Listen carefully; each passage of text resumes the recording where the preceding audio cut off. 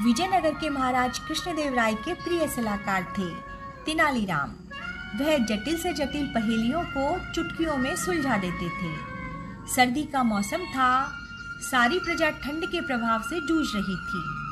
महाराज कृष्णदेव राय भी भयंकर खांसी जुकाम से ग्रस्त थे। बड़े बड़े राजवैद्य बुलाए गए, दवा दी गई, परंतु महाराज का रोग जस का तस बना रहा।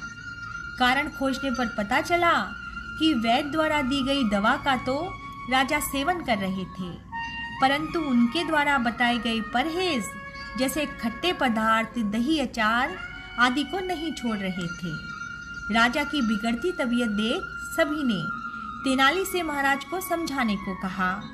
तेनाली महाराज के पास पहुंचे और बोले, महाराज, आपको किसी भी तरह का परहेज करने की जरूरत नहीं है। आपका जो मन करे वैसा ही करें। परहेज ना करना तो औषधि को एक ऐसी रामबाण औषधि बना देगा जिससे एक नहीं बल्कि 3 लाभ होंगे। महाराज ने चौंकते हुए कहा, 3 लाभ वे कौन से? तेनाली ने कहा, पहला, आपके महल में कभी चोरी नहीं होगी। दूसरा, आपको कभी कोई कुत्ता तंग नहीं करेगा।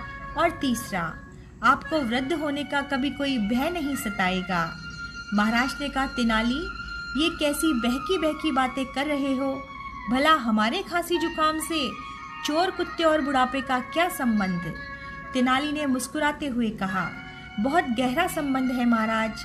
यदि आप यूं ही खट्टी चीजें खाते रहेंगे तो दिन रात खांसते रहेंगे।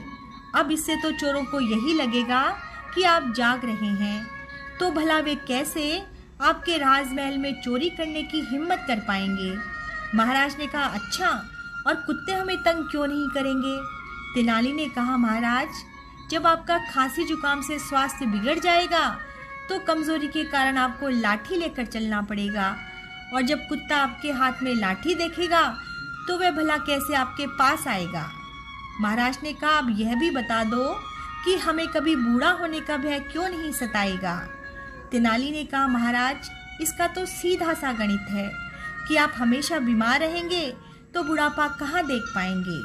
महाराज ने कहा, हम सब समझ गए कि अगर जल्दी से हमने खट्टी चीज़ों से किनारा नहीं किया तो हमारे प्राण हमसे किनारा कर लेंगे। इसीलिए अब हम पूरे प्राणपन से परहेज करेंगे। इसके कुछ ही दिनों में महाराज पुनः स्वस्थ हो गए और अपना राजकाज संभालने लगे। इस कहानी से हमें यह शिक्षा मिलती है कि सिर्फ दवा से कुछ नहीं होता। दवा के साथ साथ हमें अपने खान पान में परहेज भी रखना चाहिए।